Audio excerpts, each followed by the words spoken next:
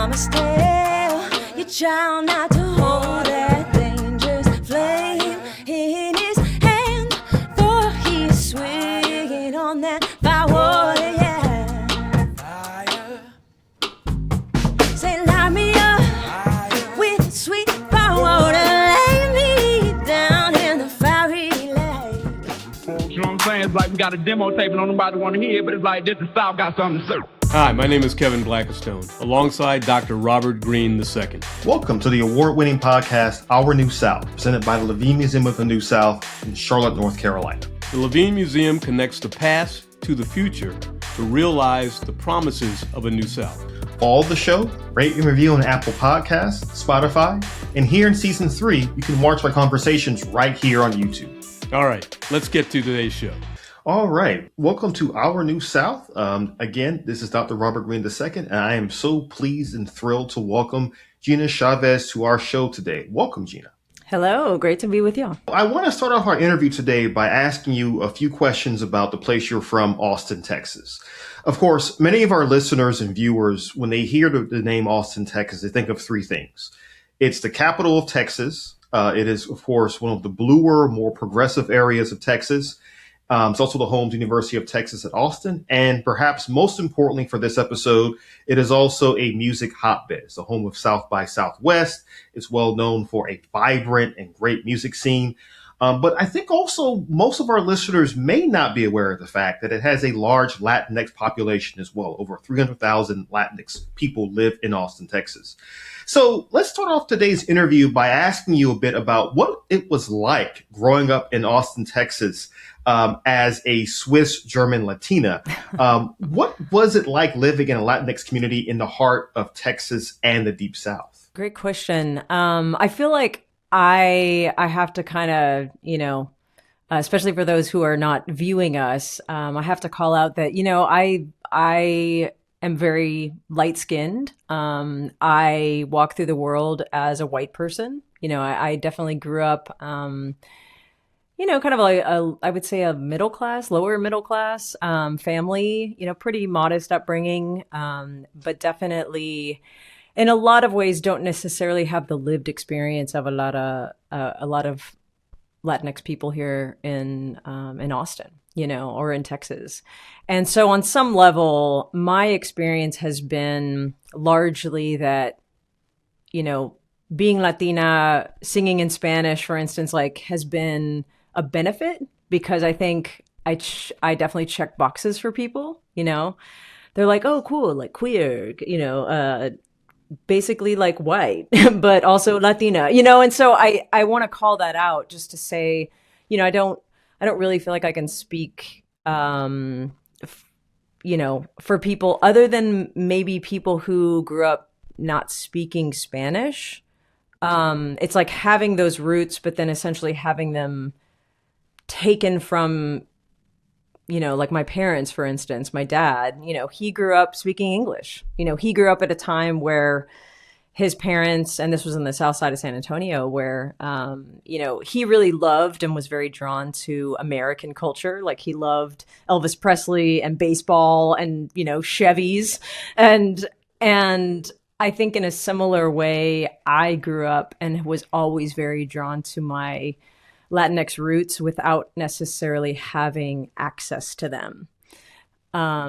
So anyway, I think this is a funny story. My mom always likes to tell me is I go to middle school, Lamar Middle School in Austin, Texas, I'm definitely a product of great public schools here in Austin.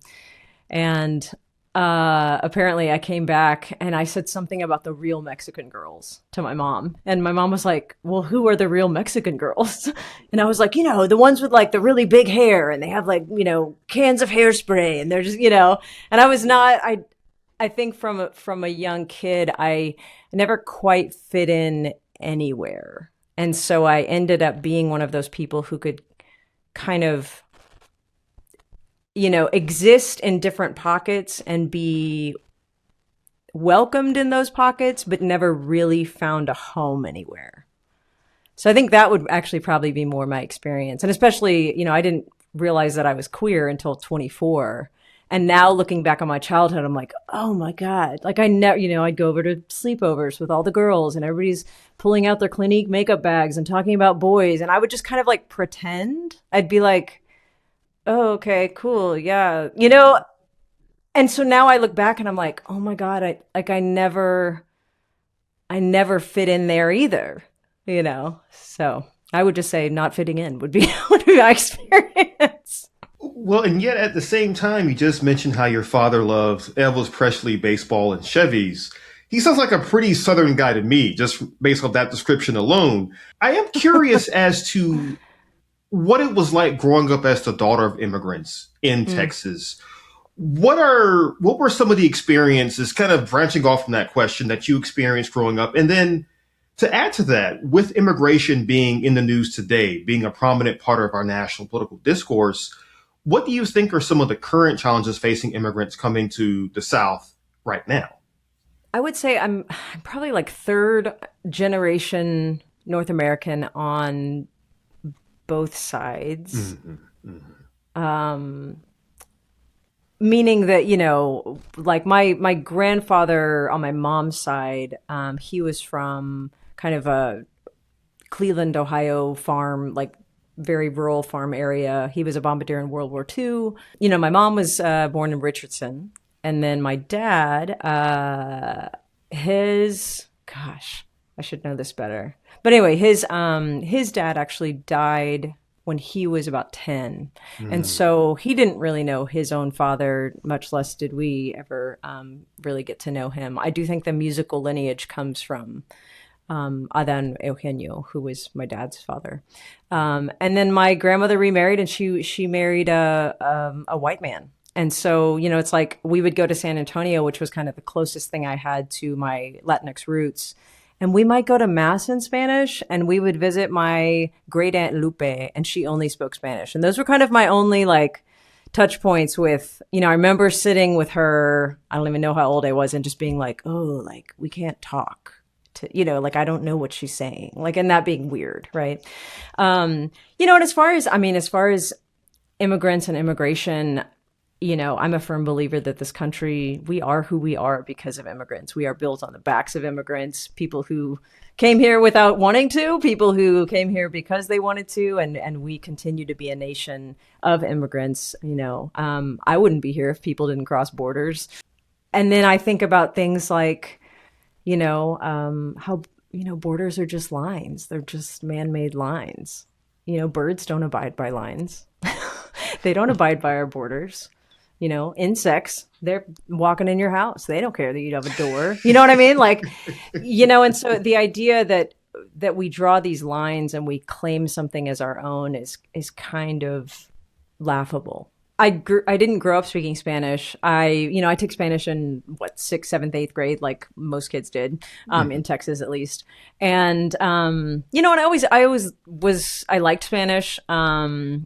I've always been the child that's like more drawn to my Latin roots than like my brother. It was kind of like I was the brown child and he was the white child. But I've always had this kind of like affinity for my lost Latin roots. And because I didn't grow up within kind of the trappings of a particular, it's like I'm half Mexican by raíces, but like I didn't really grow up Mexican or Tex-Mexican, And so as a result, as I've traveled to Latin American countries, I kind of just get to be a sponge and pick up whatever I find interesting. And so then it's like, I go to Argentina and I start playing chacarrera. And so it's like, I'm really not fitting boxes at this point. It's like, oh, I'm playing a charango, which is an Andean instrument from the Andes Mountains, playing a cumbia, singing in English and Spanish, and people are kind of like, what? I don't know what it is, but I like it, And so again, it kind of reminds me, I think for a long time I had a lot of shame around, oh, I don't play like traditional cumbia, or I don't know what I'm doing. And then again, I return to something like nature, and you're just like, yeah, birds have the song that they sing whatever they're going to sing, and they don't, and the idea that migration itself is so innate to our humanity, which is exactly why the things that, power likes to control are our bodies and our movement. Interesting. Well, I must tell you, the two women in my household wished that insects respected borders. Don't we all? Don't we right? all? Well, I'm going to drive the producers and maybe Robert crazy here, but your answers to those first two questions lead me to something, and that's that you are so intentional in your music in being bilingual, and you are in a state where some of those politicians have declared that they would like an English only rule. They haven't been successful in the state, but they have with truckers and instituting some sort of English language requirement. And so I'm just wondering, why are you so intentional with your bilingualism in this atmosphere that we're in the South, in the state of Texas? And given the fact that you just revealed that you didn't speak Spanish coming up, that you learned it in school.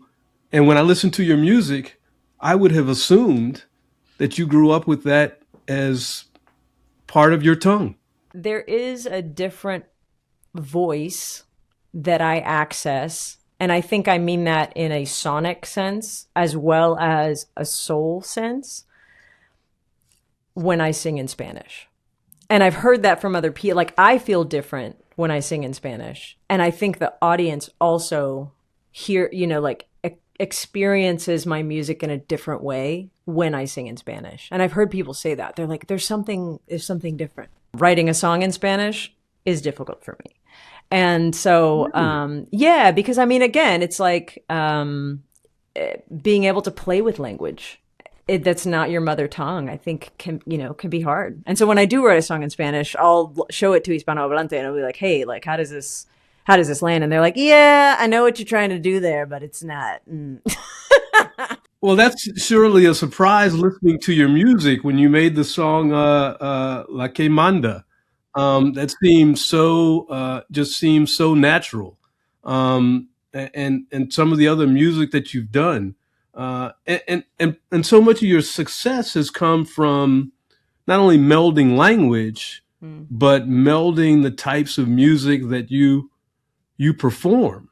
You were at the Kennedy Center and you performed I Will Survive by Gloria Gaynor bilingually, which I thought was really well done, first of all, but really, really interesting. So what has influenced your desire to explore these different forms of music and the different instruments that you play, and how much of being in the South, San Antonio, Austin, has really inspired and influenced you? I think a lot of it is really just, I would say, curiosity and interest would be the biggest thing. So, when I look at, I've been doing this for, a couple decades now, at least. And so when I kind of, and I'm really returning to the early part of my career, to a lot of lessons I learned there, and, just kind of reflecting on it. And I'm realizing, I'm like, oh man, so much of the magic then was me just following my curiosity. I went to Argentina. I did no research. I just thought it sounded cool. You know what I mean? Like, I did no research. Got there, and of course, like, their, type of Spanish is super different. They're like, ¿Cómo te llamas? Vos? And I was like, what is happening? This is, this isn't Spanish. And it's like, no, it's not. It's Castellano. It's like the whole other thing, And, and I found the charango there, this beautiful, tiny 10-stringed instrument, and they're known for chacarrera music. The drum I have behind me, actually, right there, is called a bombo legüero, and it's from Argentina. And so it's like I fell in love with these things. Doesn't make any sense being a person that's, from Texas with, Mexican and Swiss German roots, but I liked it. So it's kind of like, okay, let's just do that, And so I think in a lot of ways that was me kind of being in flow with the universe. And so I think a lot of what allows us to flow is when we're really more in touch with, who we are here in our heart and our body center. especially in the United States, like we live up here. Everything is so cerebral. And so it's kind of like dropping back into, to hear it. I mean, like, look, we're all musicians. We've all literally got a drummer right here, And so it makes a lot of sense that music draws us back to ourselves, and our communities. So, I would say, I do think that I do know Spanish, and I do know these rhythms, and that's the reason I'm drawn to them. Maybe in some former life, like whatever you think, right? It's like there's a reason I know those things. And in this particular vehicle, my brain is trying to catch up to something that the other parts of my body already understand. And so there's a reason that I'm drawn to it, do it. And then people are like, man, something's different when you sing like that. And I'm like, yeah, I can't explain it, but let's just keep doing it.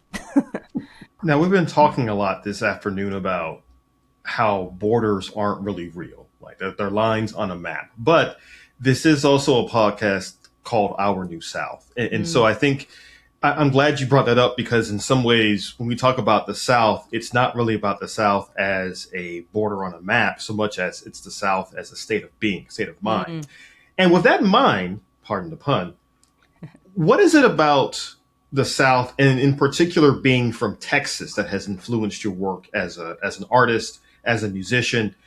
Because many folks, when we talk about Texas and we ask about its relationship to the South, we get very different responses. Some folks will say, well, yeah, Texas is part of the South. Other folks will say Texas is part of the West. And then still others will say, well, Texas is just Texas. And then we're not even getting into East Texas versus West Texas, Dallas versus San Antonio versus Austin versus so on and so forth, versus the border towns. But what for you makes the South important to your work as a musician and as an artist? It's interesting. So thank you all for having me on. I didn't know about your work before the invitation. And so I was listening to a few episodes and really I love the podcast. So it's been added to my list. Oh, thanks. And you'll have some really great guests on. I'm not saying that because I'm on here, but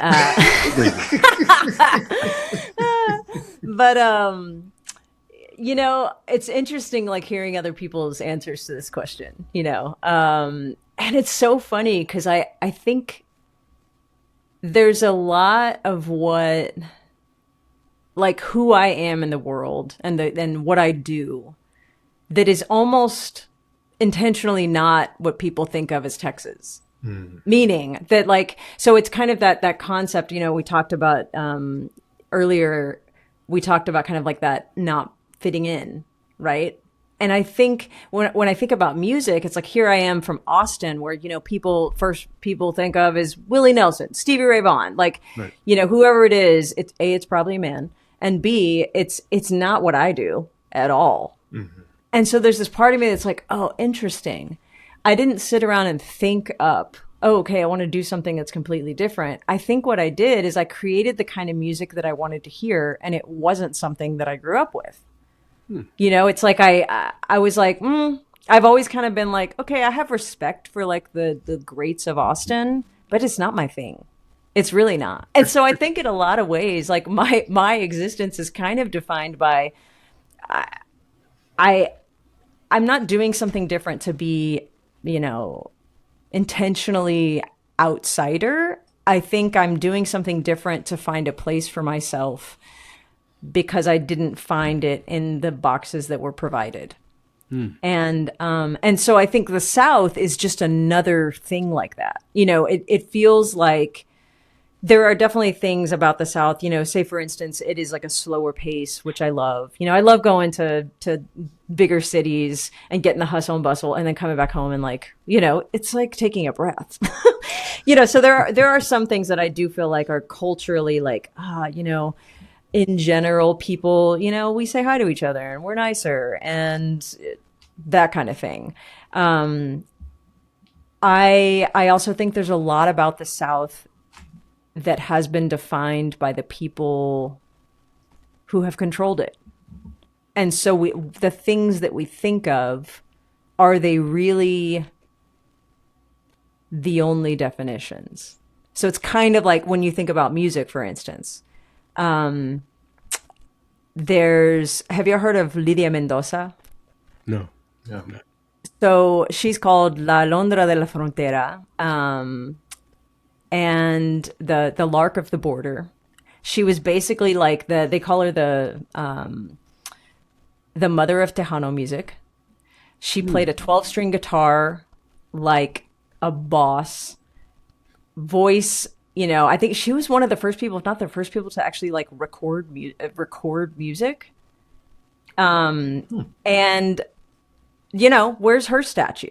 Like, where I didn't grow up learning about her. And so I do think that there's a lot about the South that I'm interested in that are the stories that haven't been told. And so I'm finding that I'm like, oh, I never really felt like I belonged here. But guess what? That's all the more reason that I do.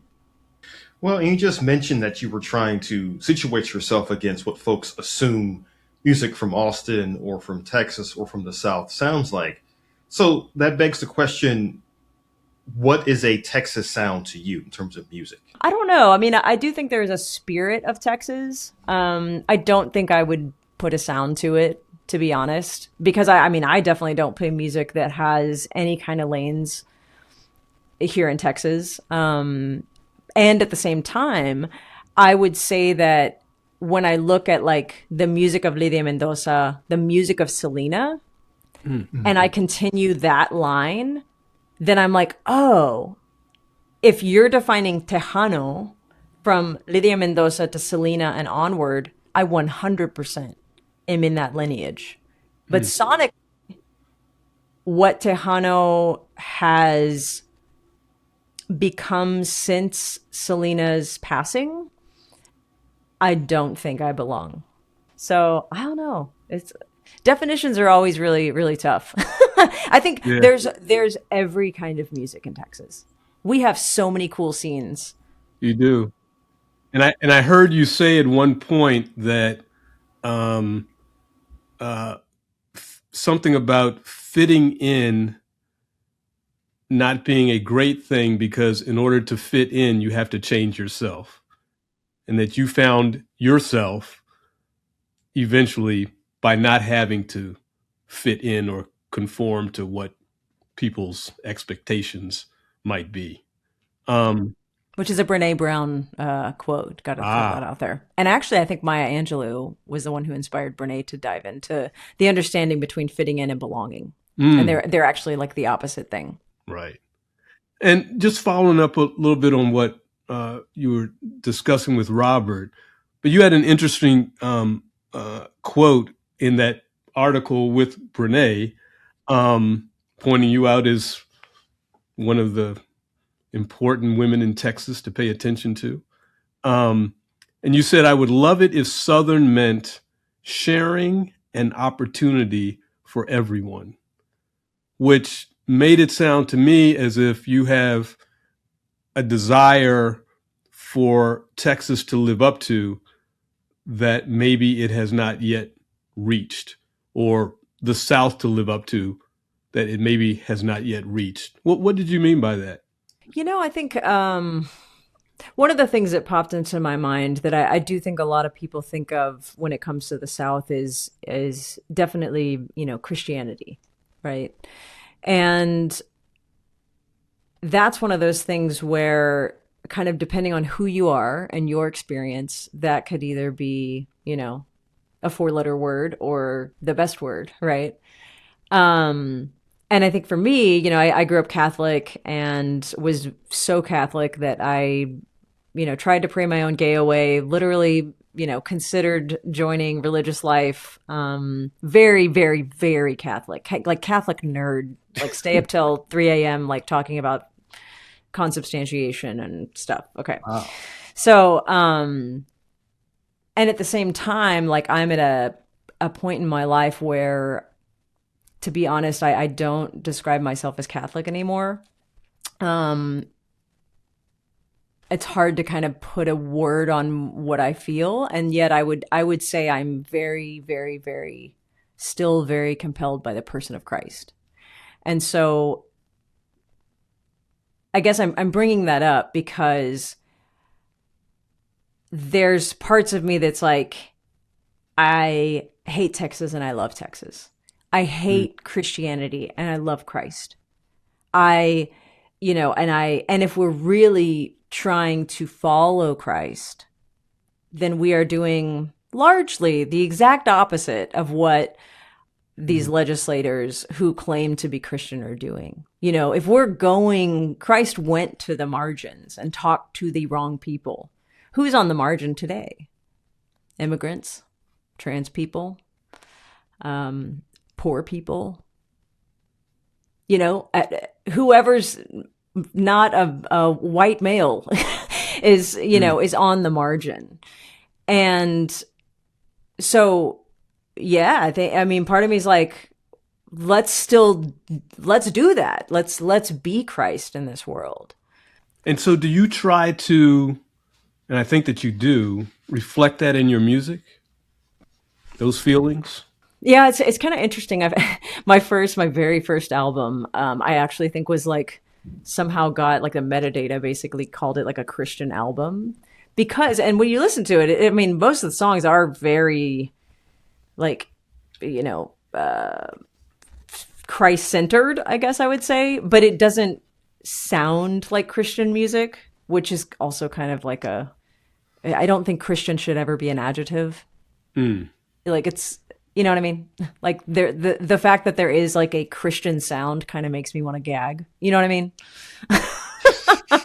And so, so I think, topic wise, yes, that album was a Christian album, but sonically it really wasn't. And that wasn't my intention.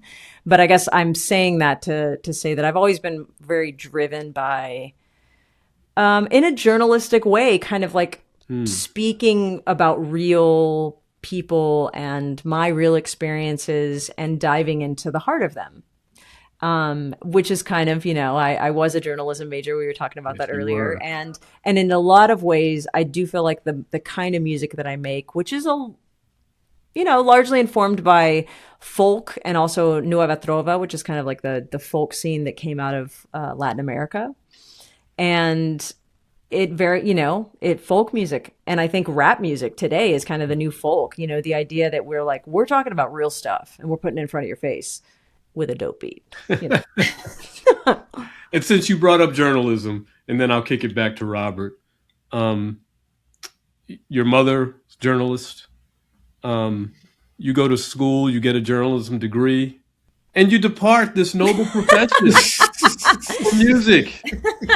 What happened? What happened? Why did you make that turn? So actually, my journalism degree has really aided my music career. I think not only because I'm able to, talk to people, interview people. The thing I loved about journalism was actually getting kind of like a backstage pass into people's lives. I mostly loved like kind of feature stories and stuff that was very, I get to go visit wherever and be like, hey, I'm writing a story, and people just open up. And I was like, whoa, this is crazy, And I feel like music is similar. My favorite part of a show is the merge table afterwards. Because, when you walk into a party, for instance, and maybe like one person who's invited you, like there's that awkward, like you're just like, cool, what's your name? Where are you from? What do you do? You do all the like stupid little, surface level stuff you don't really care about. Well, after a show, you've all just had an experience together and people feel like they know you. And so the drop-in is immediate. And, people are like, oh my God, we bought tickets 6 months ago and we're the only lesbians for 50 miles and we're so glad you can, whatever, right? Whatever the thing is, and I get to just be like, oh my God, what's your name? Like, tell me your story. And I get that backstage pass into people's lives. And so that's the part that I really love. And I also, I'm now at a point in my life and my career where I'm so grateful for true journalists, especially because we've gone through quite a, Yes, we have. It's gone. It's here. It's, it's blogs. It's it's social media. It's whatever. Because like by the time I graduated from UT journalism school, it kind of didn't exist.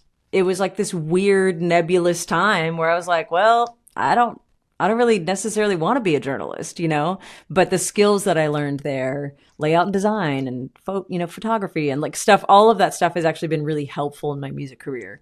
And now I feel like citizen journalism is so important. Absolutely. So I would not say that I left completely. I'm just in a different form of it. Thank you. And now, Gina, if you started out in history and then became a singer-songwriter, I would have said you chose wisely. But I will say that I'm glad that you mentioned your journalism background and Kevin highlighted that because, again, as you said a moment ago, the kind of music you create is very much a present-day form of folk music, just like hip-hop, which I think is a really intriguing comparison.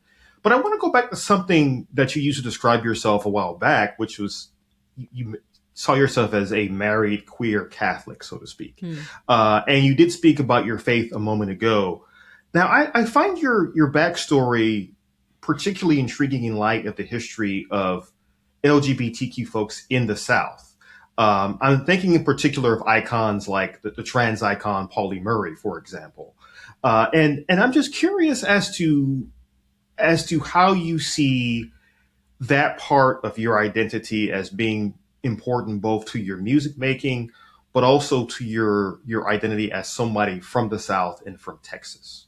Well, first I'd just say, representation matters. And so I think that there's a reason we have the stereotypes we have about the South, there's a lot of reasons, kind of what we talked about earlier being that, depending on who's controlling Texas at that time, for one, depending on what agenda they have, depending on, who is allowed to kind of rise, has a statue, whatever the thing it may be. And so I think it's important to remember that, no single person, much less a community of people, much less an entire state of people, is singular, has a singular identity. And I think in and of myself, I know when I was really wrestling with my sexuality when I was 24, I didn't think I could be gay and Catholic. It was like breaking all parts of myself to be like everything I've ever been taught says that these things cannot exist in the same heart. And yet my experience told me, of course they do. Of course I can love my wife and my faith with the same heart. How would God love all three of us with the same heart? If we can't have, interesting, nuanced ways of existing in the world, that is what makes us beautiful. Diversity is what makes it beautiful. But I'm curious as to what you grew up listening to that really influenced your music today. Because as a kid from Georgia, I grew up, of course, listening to Outkast and Goody Mob and all of that, but also listening to a lot of jazz from John Coltrane and Miles Davis, a lot of old school R&B and hip hop. So I'm curious as to what you grew up listening to and what is it that still kind of influencing your musical styles even today? Yeah, that's a great question, man. And I wish I'd had like, I don't know, really, like, I wish I'd grown up in a house that was, just full of music, but I kind of didn't. And so I do remember we did a lot of road trips, because, I had family in Dallas and San Antonio. And so we were constantly just kind of driving back and forth. And I remember the cassette tapes that I remember loving were Lyle Lovett's Pontiac, Michael Jackson's Thriller, Of course. The Judds, I don't know which album, Little Richard, I think it was like a best of, and those are the cassette tapes that I remember like just loving. When I was in high school, the first band I went to go see was Third Eye Blind, who I actually got to open for this year on New Year's Eve in Austin, Texas, Auditorium Shores. That was freaking rad. I love a lot of Latin music, and I could definitely name some, but a lot of people's eyes start to glaze over because they don't know. So like Calle Trece was huge for me. Juanes, Natalia Lafourcade is more like contemporary. Also love like Brandy Carlisle. I will say when I started playing guitar, a lot of like folk artists. So Ani DeFranco, Patty Griffin, Nickel Creek. Those were huge influences when I first started playing guitar and writing songs. And then I cut my teeth on the guitar with like praise and worship music. Well, music may not have been in the house, but it was certainly all around your upbringing. Whether it found you or you found it, which and now you're the musician that is being found, right? With the Musician of the Year awards in Austin, Best Female Vocals, the Latin Grammy nomination. Congratulations. Quite something. And somehow in between all of this, you found your way to El Salvador and you have become a champion and a voice for girls and women to find themselves as you have found yourself. What was it about your experience in El Salvador that brought you to start the organization that you have to uplift girls and young women there? It was 2008. The economy was tanking. I had just lost my job. My now wife, but girlfriend at the time, was in LA, had just come back from like a mission year with the Catholic worker and was part of like a Catholic mission program over there. And my friend reaches out to me and she's part of this. She's joined this like Catholic volunteer organization that sends people around the world to go work with youth. It's called Vides. And our friend Molly, and she reaches out to me on Facebook and she's like, hey, you should come do a concert for my girls. I'm teaching girls in Honduras. Like they love your music. Haha, come play a concert for us. And so I was like, okay. So we signed up with the same organization because I was like, you know what? The economy's tanking. I don't have a job. You don't have a job. Like, let's get out of here. And so we basically signed up with this organization and said, send us somewhere Spanish speaking. And they sent us to El Salvador. And so we did meet up with Molly. We did play some songs for her girls, and then we played for we taught at an all-girls school that was run by Salesian nuns in the heart of the MS-13 gang's territory, La Mara Salvatrucha, in Soyapango, which is kind of like a suburb of San Salvador. And it changed our lives, We, of course, went to go do something good and, help the world, whatever. And, like many people, we received so much more love than we ever could have given, and it really changed our lives. We felt like family. We lived with some of the girls who lived at the school. And so they kind of became our sisters. And when we were leaving, it felt wrong to just be like, okay, cool. Now we're leaving. Bye. So we were like, well, shoot, what could we do? We play some benefit concerts here. We start this college fund. And so lo and behold, 10 years later, 15 years later, we are still doing this. It's very small, and I kind of love that it's small. We have, so the first cohort of women were ones that we'd lived with, and then the second cohort was more through a process of applications and things like that. But we send them to the top rated private Catholic university in El Salvador called La UCA. And they're mostly 5-year programs. We pay for everything from academic fees, tuition, room and board. So we pay for where they're living. We also pay for transportation and food. And we also cover a 6-month paid internship program after they graduate. That's fantastic. So you're not only leaving legacy with your music, you're leaving legacy with progeny that you've adopted, to educate. That's fantastic. Just listening to you speak and reviewing your music the last day or so, I don't think you could be you without being where you're from. Yeah, I agree. I mean, right?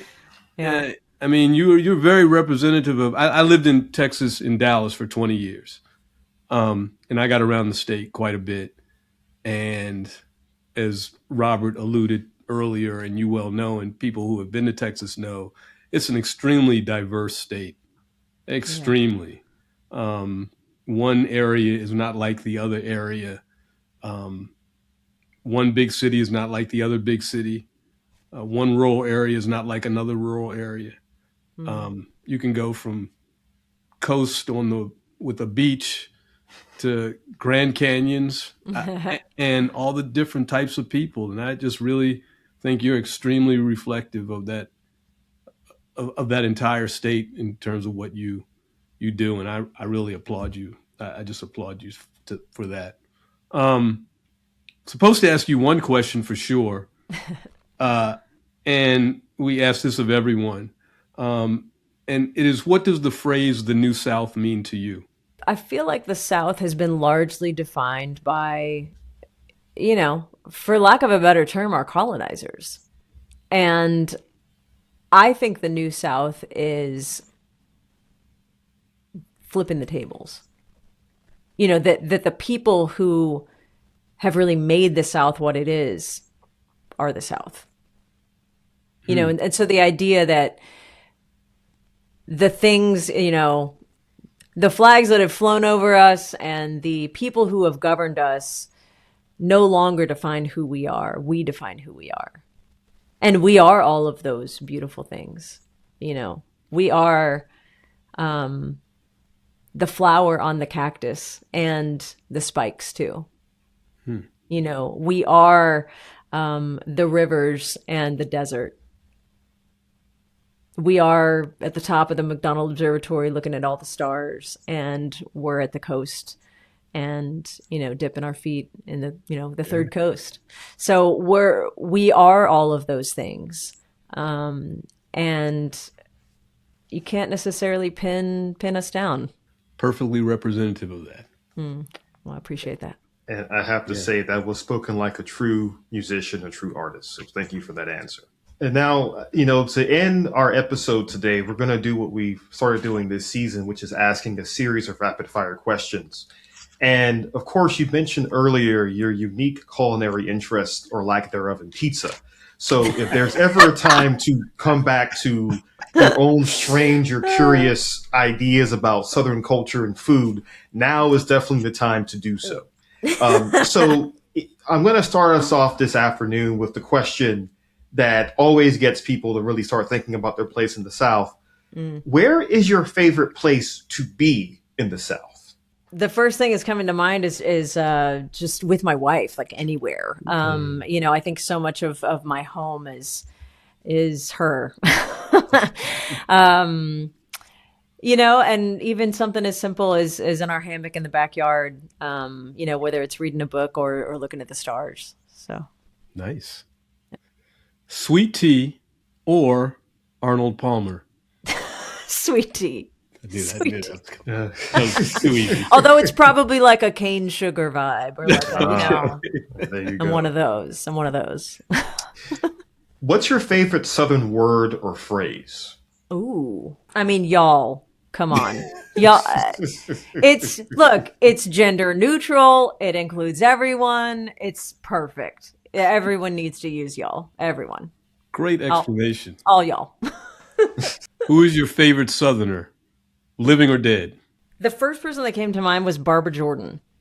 Oh, I mean, man, there's sometimes where I'm like, man, some of the people who lived when they lived and did what they did, looking how they look and being how they be, I'm like, damn, like Barbara Jordan, what a powerhouse. Thank God for her. We're not going to sit by and watch the dissolution of the Constitution. Yeah, I mean, we need to, we got to be channeling her spirit right now. You know what I'm saying? we need 10 Barbara Jordans right now. Amen. Get it.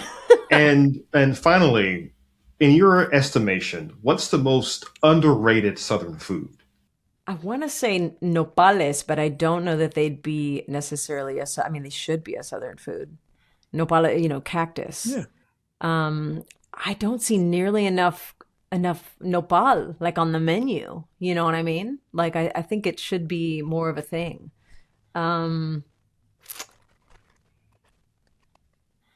Yeah, that's the first one that's coming to mind. Can I just say, as someone who is from Georgia and now lives in South Carolina, I think your answer is the most unique one we've had this season because up until now, I never thought about eating cactus. See? Yep. And yet, when people, I mean, that's the thing is like, if you, God forbid, had to walk through a desert, as people do to get here, you can subsist on cactus. Throw that in some scrambled eggs. It's good. Absolutely. Thank you so much for this interview. Oh my gosh. Thank This you was guys for wonderful. having me on. And yeah, thanks to the whole team and for, hunting me down to actually get a date and stuff. Appreciate you guys being patient. Thank You you. know what I'm saying? It's like we got a demo tape and don't nobody want to hear it, but it's like this the South got something to say. Our New South is presented by Levine Museum of the New South. Levine Museum connects the past to the future to realize the promises of a New South. To learn more and donate to projects like this, visit museumofthenewsouth.org. Our New South is produced by Next Chapter Podcast. Thanks to our audio editor, sound designer, and composer, Cal Murdoch, video editor, Justin Cortez, producers, Brian Douglas, Alexander Pineras, and Cliff Whitfield, senior producer and writer, Byron Hunter, and executive producers, Jeremiah Tittle and Frankie Abbott.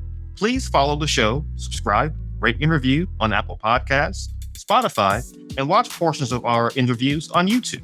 Go to youtube.com and search Levine Museum. Learn more at nextchapterpodcast.com/Our New South. The South got something to say. Thanks for listening.